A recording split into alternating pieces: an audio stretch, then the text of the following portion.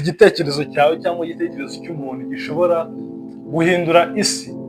Umugabo bita Blake Mycoskie yazanye igitekerezo kiza no guhindura isi, aho yazanye umushinga bitaga TOMS. Wari umushinga mu magambo arambuye bitaga Tomorrow Shoes.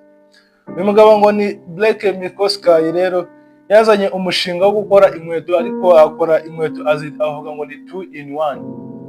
2 in 1 yari ukugura inkweto imwe noneho indi igacuruzwa igahereza umwana udashoboye kugura inkweto. Uyu mugabo ni Blake Mycoskie yavukiye muri Texas muri Leta Zunze Ubumwe za Amerika mu mwaka w'1976. Akiri umwana muto yari umukunzi ukomeye w'umukino wa tennis, ndetse yagerageje kubigira umwuga ariko ntibyamukundira. Ariko impanuka yatumye agahagarika tennis, bituma arekera gukina umukino wa tennis, maze atangira gutekereza ku bindi byamuteza imbere.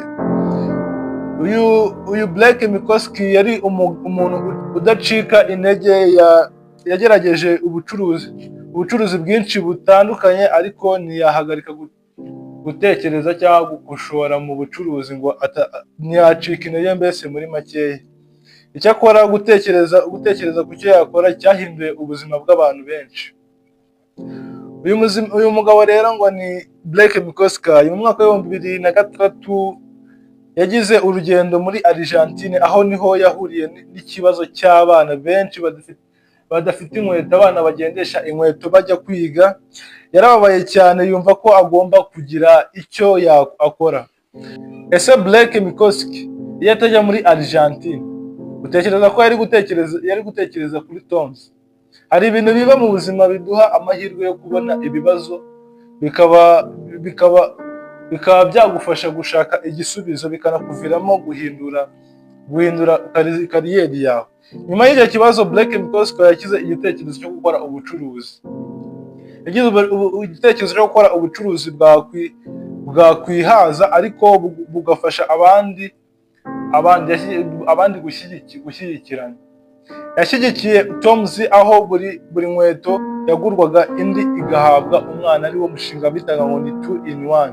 Igitekerezo cya TOMS cyakiriwe neza, abantu baragikunze cyane kubera ko babaga bazi yuko mu gihe baguze umwenda bagomba kuba bafashije undi muntu, kuko cyari igitekerezo cy'ubufasha cyangwa ubucuruzi.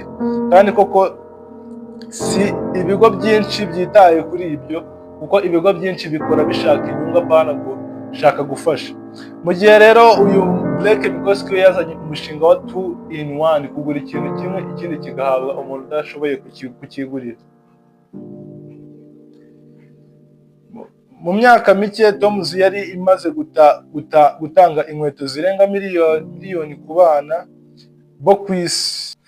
Ngira ngo murabyumva, kugira inkweto bishobora kuba ikintu gisanzwe kuri benshi, ariko gishobora kuba ikintu kidasanzwe kuri bamwe batagifite, kuko iyo akibonye bimufasha kurinda indwara ziterwa no kugendesha ibirenge. Isomo rero wakura muri iyi ntuza ni uko ibi bintu bitwereka ko ubucuruzi bushobora kugira uruhare rukomeye mu gufasha abantu cyangwa ahantu hose waba uri, aho kuba ari ubucuruzi bw'amafaranga gusa.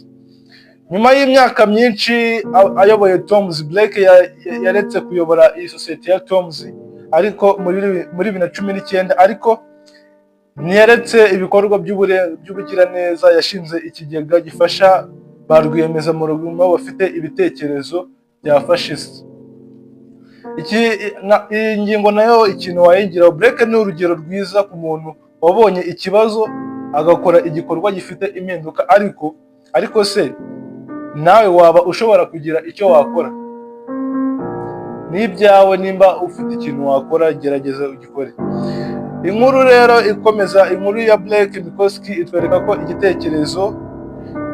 igitekerezo kimwe gishobora guhindura isi. Niba ufite igitekerezo cyaba kinini cyangwa gitoya, tangira ugikore. Niwe ushobora kuzaba Blake Mycoskie w'ubutaha, w'u Rwanda cyangwa se w'Afurika, ntabwo wamenya.